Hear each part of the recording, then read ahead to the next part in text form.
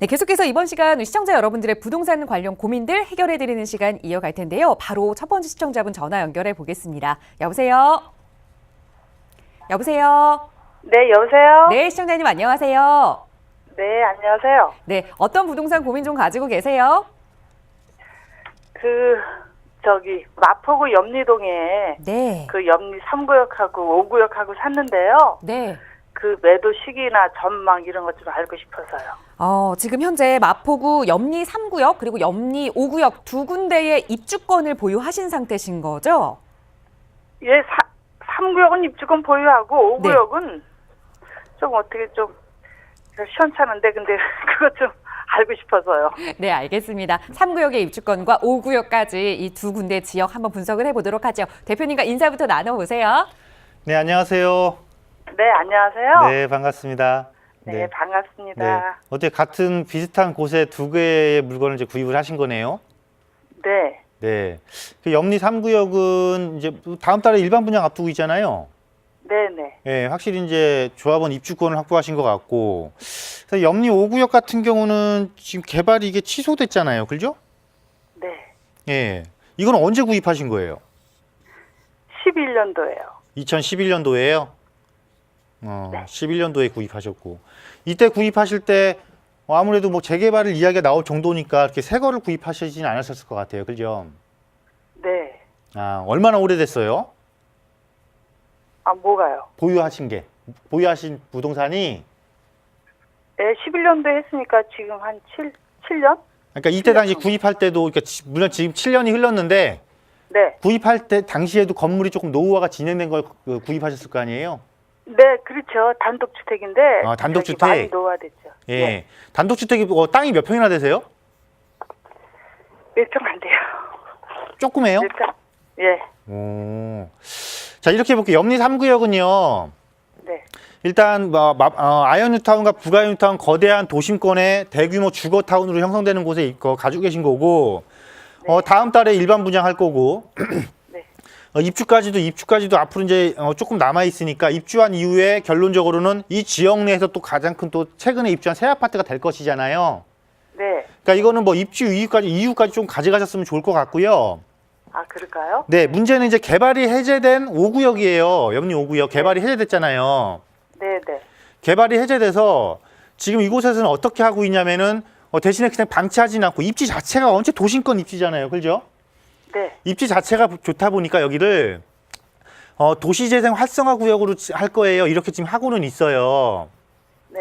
근데 도시재생 활성화 구역으로 네네. 할 거에 했는데 이거를 우리가 좀 오해를 하면 안 되는 게 이 네. 도시재생 활성화는 기존의 재개발하고는 달라요. 네. 기존의 구역을 지정을 해서 광역 개발할 게 이거랑은 조금 다르고, 그러니까 네. 예. 뭐 자율적으로 정비할게요. 이런 거란 말이죠. 또 뭐 가로주택끼리 뭐 개발을 조금 할게요. 소규모 개발할게요. 또 뭐 소규모 재건축할게요. 이 정도 수준이에요. 네. 그래서 그렇게 대규모 아파트 단지로 바뀌는 것이 아니고 현안 상태에서 어떻게 보면 약간 리모델링 수준? 좀 일부 또 개발? 이렇게 생각하시면 되기 때문에 개발 가치를 갖고 있는 곳은 아니다라고 이따 보시면 돼요. 근데 단독주택이어서 땅이 넓으면 스스로 이런 데 참여자가 돼서 적극적으로 조금 이거 시장을 바꿔볼 수가 있겠는데 그렇지 않고 지분이 작아서 스스로 개발을 할 수 없다라면 오래 보유할 이유는 없거든요. 네. 그래서 염리 3구역 거는 보유, 염리 5구역 거는 위치는 좋지만 투자성에 있어서는 개발이 해제된 구역에 스스로 개발 가치를 지니고 있지 않은 것은 주변 지역이 좋아진 영향을 받는 거에 비해서 가격 상승률이 그렇게 높지가 않으니까 지역 갈아타기를 하시는 게 좋을 것 같아요. 근데요, 거기에 이렇게 학원이 많이 들어온다고. 이제 뭐 대형역 학원가가 형성이 되고 있죠. 예. 대형역 주변이거든요. 예. 그래서 좀 전망이 좋다고 또 누가 그래서. 이 입지가 그러면 대로변 쪽에 있어요? 네, 대로변 쪽에 바로 아니죠. 바로 뒤에요. 그러니까 대로변 이면가인데 네. 그러면 이 현재 그 단독주택의 모습이 어떤 형식이에요? 모습이 그냥 여러 채가 같이 이렇게 있는 건데요. 그러니까 1층짜리? 네, 1층짜리요. 1층짜리요? 네, 1층짜리. 그러니까 예를 들어서 이거예요. 그러면은 네. 단순히 내가 여기가 학원다가 형성된다라고 해서 내 건물 자체가 또 도와지는 건 아니에요. 네네. 자, 학원가가 형성된다라는 건 뭐예요? 지역이 학원가가 형성될 수 있을 만큼 수요자는 좋은데, 그럼 학원가라는 거는 학원으로 쓸 수 있는 건물의 효용 가치가 높아지는 거지, 학원으로 쓸 수 있는 건물이 아닌 것에 대한 효용 가치가 좋아지는 건 아니거든요. 그러면 결국은 내가 이거를 학원가에 걸맞는 목적을 활용할 수 있게끔 건물을 내가 리모델링을 해서 증축을 해서 리모델링을 할 수 있는 거를 가지고 있으면 괜찮은데, 그런 것이 아닌 이상은 갖고 있다라고 해서 큰 차익을 얻을 수가 없다라는 거예요. 결국은 오히려 지역 갈아타기를 해서 투자처를 다른 곳으로 옮기는 게 더 많은 이익을 얻을 수 있다라는 개념이거든요. 네. 그래서 요거는 조금 더 정밀하게 분석해 볼 필요는 있을 것 같아요. 네. 네, 그러니까 이거는 방송 이후에 시간 되시면 다시 한번 상담 신청하시는 게 좀 좋을 것 같습니다. 네, 고맙습니다. 네, 네.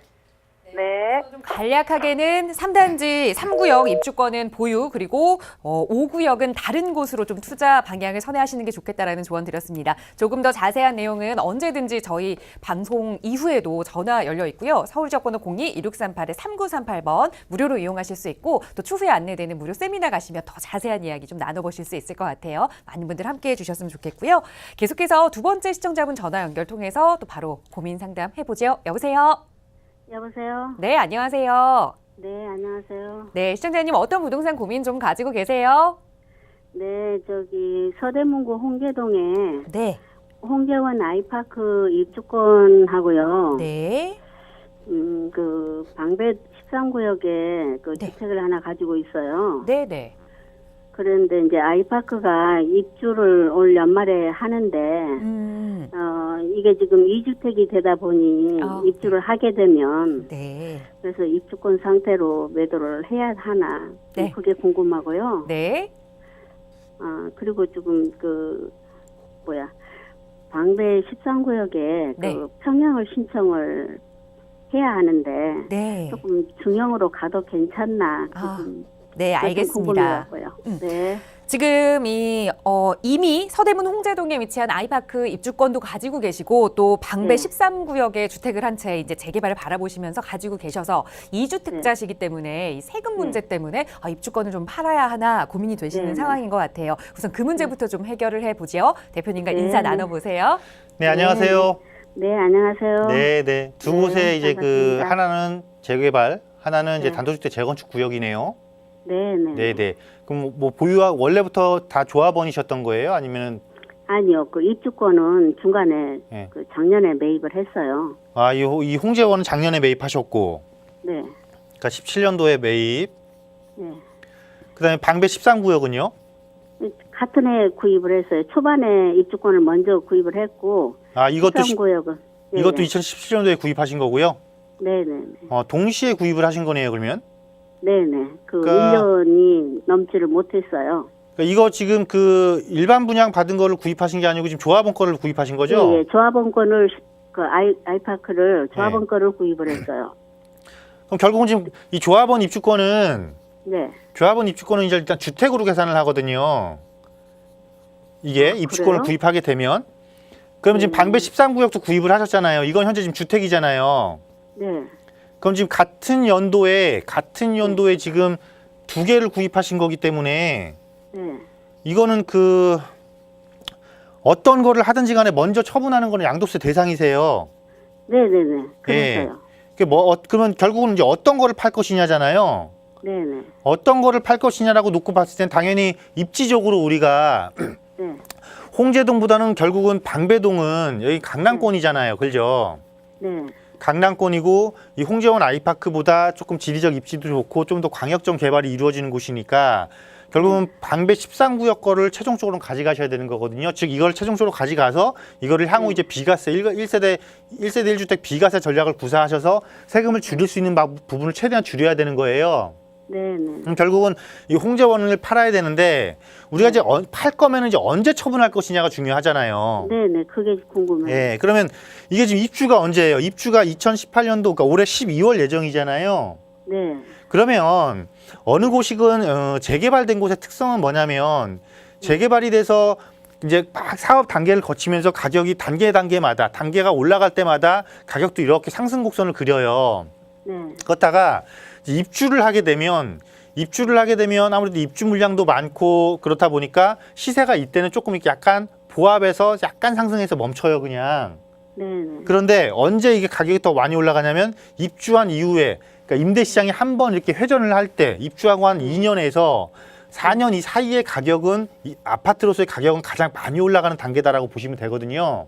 네. 그래서 어차피 양도세 과세 대상이니까 이거를 굳이 내가 막 서둘러서 지금 처분해야지 이렇게 하시는 것보다는 세금을 내더라도 내는 세금만큼의 이익이 조금 커질 수 있는 구간을 선택하셔서 이걸 나중에 그 시기를 조절해서 처분하시면 좋겠거든요. 아, 근데 이제 제가 궁금한 거는 네. 입주하기 전에 팔면 일반 과세지 않나요? 그러니까 입주하기 전에는 지금 이제 조합원 입주권에 대한 네.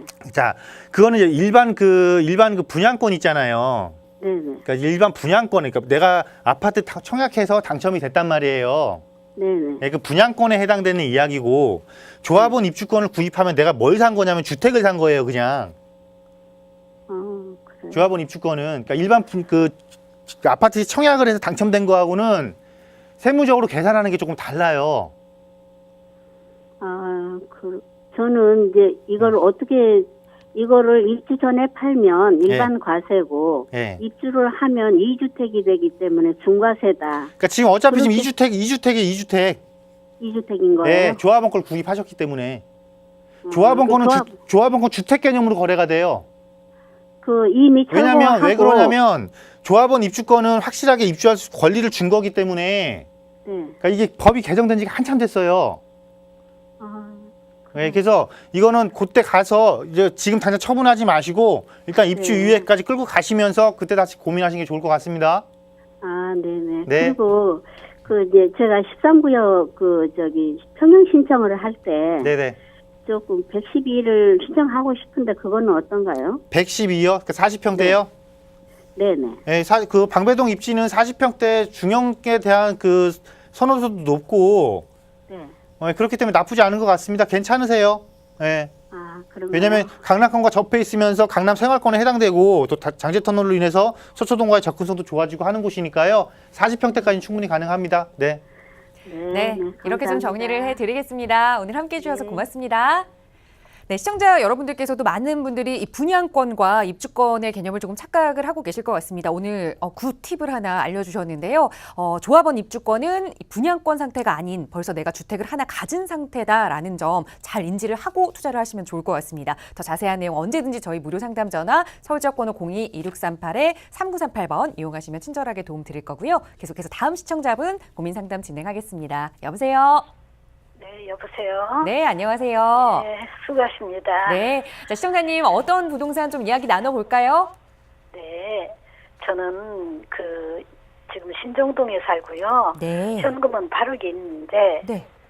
그 당산동 유원 2차 아파트 네. 32평하고 네. 또 당산동 바로 옆에 현대 3차 32평하고 네. 목동에 7단지 27평을 첫째는 실거주 목적이고 둘째는 투기인데요. 네. 어느 것을 사야 음. 좋을까 싶어서 지금 전화드렸습니다. 네, 알겠습니다. 지금 거주하시는 곳에서 좀 가까운 데를 알아보신 것 같아요. 지금 현금 가지고 계시는 자산이 약 8억 정도가 되시는데 주변에 당산동에 위치한 유원 2차 아파트 32평형 아니면 당산동의 현대 3차 아파트 32평형 아니면 목동 7단지의 20평 후반대를 선택하는 것 중에 내가 살면서 앞으로 가치까지 좀 높아질 아파트 어떤 건지 좀 살펴보겠습니다. 대표님과 인사 나눠보세요. 네, 안녕하세요. 네, 아유 감사합니다. 네, 반갑습니다. 네. 같은 지역에서 두 곳, 가고 이제 저는 다른 이제 지역에서 하나를 이렇게 보셨어요. 네. 실거주도 하실 거면서 이제 투자 가치도 있는 걸 궁금하다 이렇게 말씀하신 거잖아요. 예. 그럼 먼저 이제 같은 곳에서 두 개를 보셨기 때문에 그걸 먼저 비교하고 그 다음에 다른 지역과만 비교를 한번 해볼게요. 네, 알겠습니다. 네. 유원제일은 지금 재건축 진행하고 있잖아요. 그렇다고 그러더라고요. 네, 재건축 진행하고 있고 이제 옆에 있는 현대 3차 이거는 같은 연도도 입주한 지도 오래됐고 같은 층수도 같이 15층 그래서 이제 얘가 재건축을 하니까 얘도 재건축이 당연히 될 거 아니냐 이제 이렇게 관심을 가질 수도 있겠지만은 일단 이 두 개를 먼저 비교하면 당연히 유원이에요. 왜냐면 얘가 재건축이 가능한 거는 기본적으로 용적률에 여유가 조금 있기 때문이고 이 당산 3차는 기본적으로 용적률에 여유가 없어요. 그렇습니까? 예, 그래서 개발이 가능한 건 유원이고 이건 개발 자체가 가능하지가 않고 또 실제 여기 입지적으로 보더라도 당산역과의 접근성이 유원이 훨씬 더 좋고 물론 학교 뭐 길 하나 건너긴 하지만 학교의 접근성도 유원제일이 훨씬 좋으니까 이 두 개를 놓고 볼 때는 당연히 유원이에요. 근데 가격이 너무나 차이가 되더라고요. 왜냐하면 하나는 개발을 하고 있는 거고 하나는 개발을 못 하는 거니까 그런 거예요. 아, 지금 당사는 유원은 하고 있어요. 지금 개발이. 네, 재건축이 진행되고 있고요. 그다음에 목동 7단지하고 이제 그러면 유원을 비교하면 되는 거잖아요. 네. 그죠? 이제 당산 역세권하고 결국은 목동 역세권인데 우리가 이렇게 볼게요. 목동은 대표적으로 강남권 못지않게 대규모의 주거지와 함께 여기에 뭐가 있냐면은 강남처럼 학군이 있어요. 그죠? 네, 그렇습니다. 근데 아파트의 가치에 있어서 특히 주거용 목적으로 활용되고 있는 대단지의 아파트에 있어서 필수 요소 중에 하나가 바로 학군이에요. 그렇죠? 네. 근데 당산권은 거주하기는 참 좋아요. 거주하기 정말 좋고 생활 편의시설도 잘 돼 있고 역세권 접근성도 좋고 그런데 우리가 당산권에 학군 때문에 가요 그런 말은 안 하잖아요. 그렇죠? 네, 그렇겠습니다. 네. 당연히 좋은 조건은 7단지가 또 갖고 있어요. 그리고 물론 개발은 유원이 지금 현재 진행형이고 목동 7단지는 재건축 안전진단 강화로 인해서 실제 재건축이 언제 될지는 모르겠지만 그래도 재건축이라는 큰 테마는 분명히 갖고 있어요. 그렇죠? 그렇죠. 그리고 또 7단지 같은 경우는 이 목동에서도 목동 재건축에서도 가장 큰 이슈가 될 곳이 바로 7단지이기 때문에 이 두 곳을 비교하면 당연히 목동 7단지에 딱 판정승을 할 수밖에 없어요. 우세승을 할 수밖에 없어요. 네. 그러면 지금 세 개의 단지 중에 돈이 현대 3차보다는 유원이 더 들어가고 유원보다는 7단지가 더 들어가요. 그렇죠? 맞습니다. 네. 네. 근데 그 비싼 게 괜히 비싼 게 아니고 그만큼 가치를 갖고 있기 때문에 비싼 거고 미래 가치가 훨씬 높기 때문에 그만큼 비싼 거니까요. 네, 7단지로 이렇게 선택하시면 좋을 것 같습니다. 아유, 자세 형성 아주 감사했습니다. 네. 굉장히 도움이 많이 됐습니다. 네. 네, 이렇게 선생님 정리하겠습니다. 감사합니다. 네, 고맙습니다. 자, 시청자 여러분의 고민 상담 이렇게 무료로 도움 드리고 있습니다. 언제든지 좀 궁금한 후보군이 있으시다면 저희에게 연락 주세요. 이렇게 순위로도 정말 듣기 편하게 정해 주시니까요. 서울 지역번호 02-2638-3938번 무료 상담 전화나 또 유료 100원의 상담 문자 샵 3989번 이용하시면 대표님과 함께 하실 수 있습니다. 계속해서 다음 시청자분 고민 상담 진행해 보죠. 여보세요. 네, 여보세요? 네, 안녕하세요. 네네. 네, 시청자님 어느 지역의 부동산 좀 살펴볼까요? 기흥에 그 프로지오 좀 거주하고 있는데 네. 여기 앞으로 전망 보유하고 있어야 되는지 어쩐지 그런 궁금해서요. 네, 알겠습니다. 지금 기흥 푸르지오 아파트에 30평형대에 거주를 하고 계시는 상황인데 이거를 계속 좀 보유를 해야 하는지 아니면 뭐 다른 지역으로 이사를 가야 하는지 좀 살펴보시는 내용인 것 같아요. 우선 그 기흥 지역부터 좀 분석을 해봐야겠죠. 대표님과 인사 나눠보세요. 네, 네. 안녕하세요. 네, 안녕하세요. 네네. 네, 기흥 프로지오가 어느 쪽에 있는 걸까요? 기흥역 바로 옆에요. 기흥역 바로 옆에요. 네네. 그 기흥 그 도시개발구역 말씀하시는 거죠? 네네. 네. 기흥에 기흥역 바로 옆. 지금 입주한 거예요? 예, 입주했어요. 그러면은 기흥 이거네요. 그 기흥역 그 좌측에 있는 거. 네네네. 예. 근데 여기 지금 현재 거주하고 계시고요. 네네. 예. 그 여기 전망이 뭐 궁금하신 거예요? 네. 여기가 참 기흥역이 경전철도 있고 환승역이 또 이렇게 지금 역세권 개발하면서 문제는 이제 그 기흥역을 기점으로 해서 이 동쪽에 이제 앞으로 올해 하반기부터 지금 입주 앞두고 있는 게 여기가 세대수가 꽤 많죠. 네네. 여기가 거의 제가 알기로는 한 4,000세대 정도가 입주할 걸로 알고 있는데, 네. 그죠? 그러면 우리가 기흥 역세권의 특성을 조금 살펴볼 필요가 있어요. 기흥 역세권이 개발되면서 이쪽에 이제 새 아파트가 들어서는 거니까, 네. 새 아파트가 들어서니까 이 지역 내에서는 거의 이렇게 세 단지가 단지 크게 이렇게 대규모 타운으로 들어서는 거는 거의 없단 말이에요. 최근에 한 20년 내에, 그죠? 네네. 그래서 이 기흥동에 기존에 입주했던 구도심에 있던 분들이 기존 아파트에 있던 분들이 새 아파트에 역세권의 새 아파트로 막 들어오면서 실거주 시장이 강하게 형성되고 있어요. 그렇죠? 네네네. 그래서 여기는 우리가 이렇게 보면 돼요.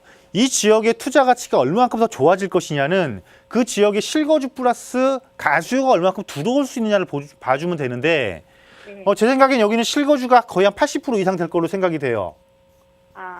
그러면 가격이 새 아파트이기 때문에 새 아파트에 대한 프리미엄으로 인해서 또 이주자들에 의해서 일정 부분은 올라가겠지만 실거주가 안착을 하게 되면 큰 가격 상승을 이루기는 어렵다라는 거예요. 특히나 지금처럼 앞으로 올해만 벌써 한 4,000세대 정도가 입주할 수 있는 입주량이 과하게 집중되는 곳은 지금은 가격 형성이 안 될 수가 잘 될 수가 없어요.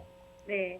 그러면 이거는 지금은 고민하실 게 아니고 언제 이제 이걸 고민하셔야 되냐면 얘네가 다 입주하고 나면 거의 기흥 역세권이 한 6,000세대 정도 되잖아요. 네. 6,000세대 정도가 얘네가 입주하고 나서 한 2년, 앞서 제가 첫 번째 상담하신 분한테도 새 아파트가 입주하게 되면 2년에서 4년 정도 있어야 거기가 안정화가 이루면서 가격이 올라갑니다 말씀드렸었거든요. 네네. 여기도 마찬가지 개념이에요. 얘가 입주하기 때문에 이 지금 좌측에 있는 뭐 푸르지오나 롯데 같은 경우는 이 4,000세대가 입주할 동안은 약세장으로 돌아설 거예요. 네. 그러니까 이때 막 이걸 팔아야 될까? 뭐 이거 안 팔면 큰일 나는 거 아니야? 이렇게 고민하실 게 아니고 결국은 입주가 마무리되면 6,000세대가 역세권의 단지로서의 대규모 단지로서의 특성을 가지고 입주 이후 한 2년 정도에서 4년, 즉 실거주가 강하긴 강하지만 임대 시장까지도 가세해주는 요 시기에 가격이 절정에 이를 거란 말이죠. 네. 그러니까 이때까지 그냥 편안하게 거주하시면서 지켜보시는 게 조금 좋을 것 같아요. 지금 막 애태우거나 그러실 필요가 없고요.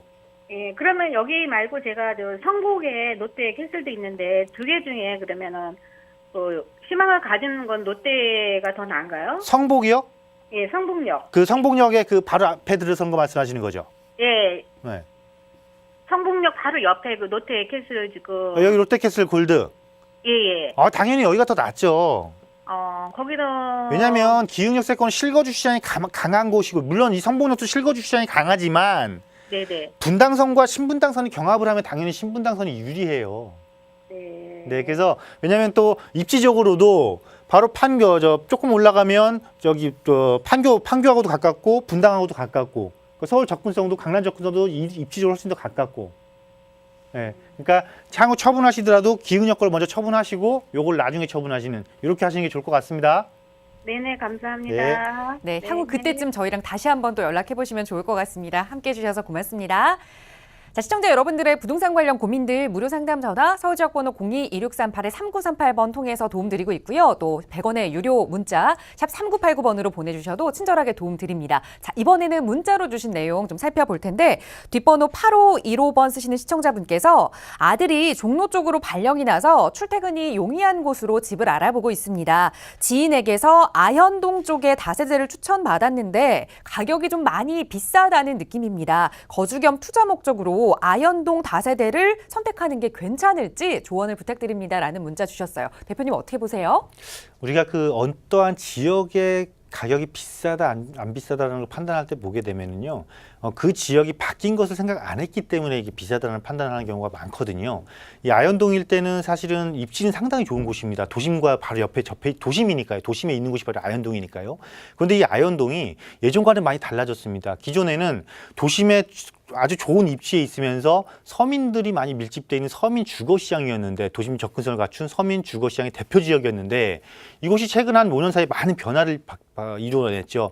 그러니까 기존의 주택들도 철거를 하고 새 아파트 단지로 바뀌면서 주거층이 그러니까 서민층에서 중산층으로 지역 자체가 한번 업그레이드 됐다는 것입니다. 그러면서 아파트 가격도 상당히 많이 상승을 이뤄냈습니다. 그러면 아파트가 아닌 다른 또 서민들이 거주할 수 있는 주거시장이 상당히 축소되다 보니까 축소된 데서 경쟁은 많이 이루어지니까 당연히 이 축소시장 자체도 가격에 반영이 될 수밖에 없죠. 그런데 아직 그 가격이 아파트 가격 상승률에 비하면 아직 덜 반영됐습니다. 그래서 아현동 주변에 다세대도 아직까지 가격이 덜 올랐기 때문에 충분히 접근을 하셔도 괜찮다라고 말씀을 드리겠고요. 한 가지 팁을 조금 드리자면 아파트를 개발해놓고 나서 남아있는 곳이 있습니다. 그 남아있는 곳 중에서 서울시의 정책을 100% 반영할 수 있는 지역들이 몇몇 곳이 있거든요. 그런 지역들을 잘 선정을 해서 진입하신다라면은 그러니까 고가의 아파트를 무리하게 들어가서 이익을 얻는 것보다 더 알토란 같은 수익을 얻을 수 있는 곳이 바로 아현동도 포함이 된다라고 말씀드리도록 하겠습니다. 네, 간단하게 투자 찬성 의견 주셨고요. 빠르게 다음 문자도 하나 더 살펴보겠습니다. 뒷번호 4368번 쓰시는 시청자분께서 강서구 발산동에 등촌 3단지 17평형을 구입을 한 지 1년이 아직 안 됐고 현재 월세로 임대를 놓고 있습니다. 계속 보유를 할지 아니면 매도하는 게 좋을지 궁금합니다라는 질문 주셨어요. 자, 어떻게 좀 해야 할까요, 대표님? 네, 구입한 지 1년이 안 됐는데 벌써부터 고민을 하시는 것 같습니다. 자, 부동산은요, 기본적으로 단기로 접근을 하시면 엄청난 스트레스를 받으십니다. 그리고 일일비 할 수밖에 없기 때문에요, 조금 마음의 여유를 가지실 필요가 있을 것 같습니다. 부동산을 내가 투자를 하겠다 그러면은요, 최소한 5년 이상의 중장기로 진입을 하겠다 이렇게 생각하시는 게 편하실 것 같아요. 그래야 수익도 가장 극대화할 수 있는 수익을 얻을 수가 있는 것입니다. 등촌 그 3단지 같은 경우는 바로 그 앞 길 건너 대로변을 건너게 되면 거기가 아마 마곡지구일 거예요. 이제 기업 도시죠. 그렇기 때문에 월세 시장으로도 작은 평수로 이루어져 있는 곳이기 때문에 아파트지만은 월세로 놓더라도 일정 부분 수익도 얻을 수 있고, 향후 또 물론 그 단지가 재건축이 된다거나 이러한 특성을 갖고 있는 것은 아니지만 작은 평수로서 수요자의 유입이 지속적으로 유입될 수 있는 거기 때문에 안정적인 임대 시장을 기본 바탕으로 하고 있다는 것입니다. 그래서 5년 뒤 10년 정도 좀 운영을 해주신다라면 물가 상승률 이상의 상승률은 충분히 갖고 있는 곳이니까요. 마음의 여유를 가지고 조금 느긋하게 기다리셔라, 이런 의견 드리도록 하겠습니다. 네, 보유 의견 드렸고요. 자, 마지막으로 문자 내용 하나 더 살펴보겠습니다. 뒷번호 3711번 쓰시는 시청자분께서 2억 정도의 자금으로 투자처를 알아보고 있습니다. 전문가들은 도심 내 역세권으로 투자처를 정해야 한다라고 하는데 자금이 여유롭지 않아서 고민입니다. 투자 지역을 어떻게 선정해야 할까요? 라는 좀 큰 질문을 주셨어요. 대표님 조언을 주세요. 네, 정말 질문이 엄청 큽니다. 2억 정도의 자금이면은 사실은 역세권으로 접근을 하면은요, 그 결코 작은 자금은 아닙니다. 내가 방법을 어떻게 할 것이냐에 따라 달라지긴 하겠지만은요. 그래서 잘만 하게 되면은 2억이라는 자금을 가지고 서울의 주요 역세권 3-4곳까지도 충분히 투자를 할 수 있는 자금이다라고 보시면 되겠습니다. 그래서 왜 전문가들이 역세권을 추천하는지는 그거는 기본적으로 정책을 거꾸로 되짚어 보면 되는 것이거든요. 제가 세미나도 항상 다루고 있는 게 이 정책인데, 최근에 서울시에서 발표한 것도 역세권 중심으로 집중력 육성을 하겠습니다. 역세권 중심으로 상업지역을 활성화시키겠습니다. 그리고 역세권 중심으로 고밀 개발을 할 것입니다. 압축 도시를 만들 것입니다. 이러한 것들을 이미 몇 년 전부터 계속 지속적으로 지금 신호를 주고 있다는 것이죠. 그렇기 때문에 역세권을 강조하는 겁니다. 특히 역세권 지역 중에서도 이렇게 정책이 적극적으로 반영될 확률이 높은 곳들은 얼마든지 그 미래 가치가 활성화되고 좋아지는 곳입니다. 대표적으로 서울에서 이미 다 발표해 놨습니다. 많게는 116곳을 지금 타겟으로 딱 지정을 해놨고요. 그걸 조금 더 축소해 보면 75곳으로 축소를 할 수가 있겠고요. 그거를 조금 더 축소를 하게 되면은 22곳으로 축소를 할 수 있겠고요. 그 중에 제일 먼저 어디가 좋아 그러면 3가지로 압축을 해볼 수가 있습니다. 바로 한양도성 일대, 중구 일대 도심이 되겠고요. 강남, 그리고 영등포 여의도권이 되겠죠. 특히 도심권이라든가 강남권이라든가 영등포 여의도 같은 경우는 이 모든 정책의 큰 핵심입니다. 핵심 지역으로서 그 어떤 곳보다도 활성화되고 좋아질 곳, 그 어떤 선진국과 비교해서도 나중에 10년 뒤, 20년 뒤에 그곳에 고층 빌딩이 집약돼 있는, 즉 직주 근접을 완벽하게 갖춘 경제 활동의 중심지가 되는 곳으로 발돋움할 곳으로 바뀔 곳이니까요. 이런 곳들을 집중 공략한다라면 충분한 차익 실현, 충분한 수익 얻을 수 있다라고 말씀드리도록 하겠습니다.